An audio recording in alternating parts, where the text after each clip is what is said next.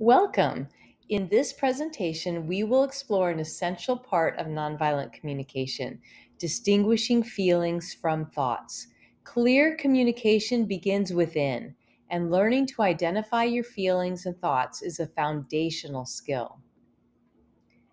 Making the distinction between feelings and thoughts significantly improves your communication. It enables clear expression, supports emotional connection and empathy, and reduces misunderstandings and defensiveness, making conversations more meaningful and productive. Feelings are emotional or physical states that arise within us. They're internal and personal. Examples include happiness, sadness, anger, excitement, anxiety, and sensations such as warmth or tension. They tell us important information about our needs and our values. Thoughts are mental activities involving interpretation, judgments, evaluations, or expectations about our experiences. Unlike feelings, thoughts come from our mind's storytelling. They shape our perspectives and behaviors, often unconsciously. We often mistake or miscommunicate thoughts for feelings. For example, I feel that you don't care is a thought, not a feeling. It's an expression of thought, an interpretation of someone else's actions. A clearer expression would be, I feel hurt because I didn't get the care I was wanting. Another example of confusing thoughts and feelings are statements like, I feel misunderstood. This actually means, I think you misunderstood me. Recognizing this distinction allows you to explore the real emotions beneath the thought, such as sadness or frustration or overwhelm. These are just possible feelings that might be associated with thinking that you were misunderstood. Identifying these specific emotions, the emotions that are specific to your experience, helps clarify your communication and deepen understanding. Here are some examples of commonly mistaken feelings, meaning that they are expressed as feelings, but they are actually thoughts. Words like disrespected or criticized imply someone else's behavior rather than describing your internal state. So, again, I feel misunderstood more correctly would be expressed as, I think you misunderstood me. I feel disrespected more correctly expressed is, I think you disrespected me. I feel betrayed means, I think I was betrayed. I feel unheard. I don't think I was heard. I feel misjudged.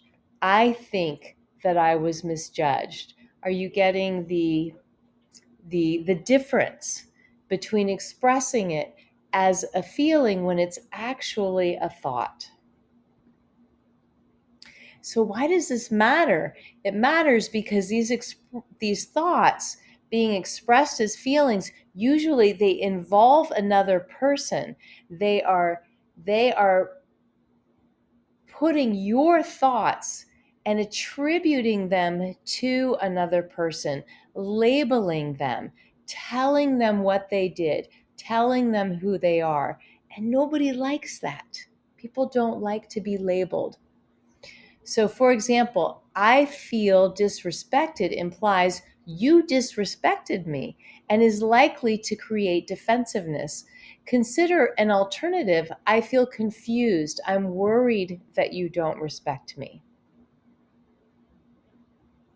So, again, what's really important is that expressing thoughts as feelings usually involve another person's actions and they become an accusation. So, recognizing this really helps us communicate more respectfully and clearly and reduces conflicts while fostering understanding. Clearly distinguishing thoughts from feelings gives you the space to truly understand your emotional responses, and it allows you to communicate with clarity and deepening emotional connection and mutual understanding. And here's another example. Instead of I feel unappreciated, you might say, I feel disappointed. I really wanted to do something nice for you, and I'm concerned that you didn't notice what I did. All right, so this is your chance to reflect and journal. So, reflect on a recent experience where you felt intense emotions. Journal about the thoughts that you initially expressed as feelings. So, going back to that list of misrepresented feelings, did you have any of those? Or see if you can identify any other thoughts that you expressed as feelings. And you're really going to be able to identify these. If one of the thoughts going on in your head is I felt, okay, and then ask yourself, did that next word, I felt happy, is about you inside. It doesn't actually involve another person. I felt disrespected involves another person. It means another person disrespected you.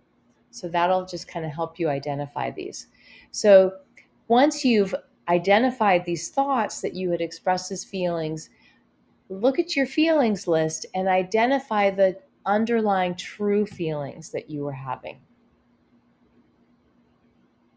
And for practice, each day practice noticing your thoughts, and at least once a day, identify one thought that you had, write it down as the thought, and then rewrite it as the feeling. So, for example, you might rewrite, I felt disrespected, as when I thought he disrespected me, I felt. And then whatever it was you felt, you might have felt frustrated, you might have felt angry, you might have felt sad or hopeless or overwhelmed.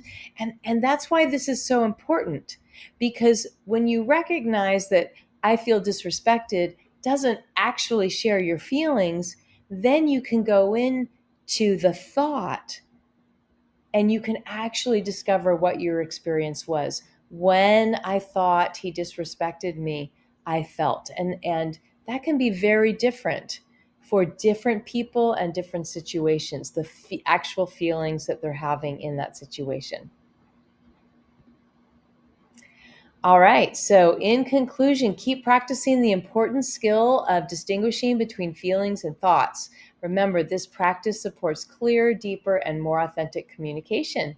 Thanks for watching today.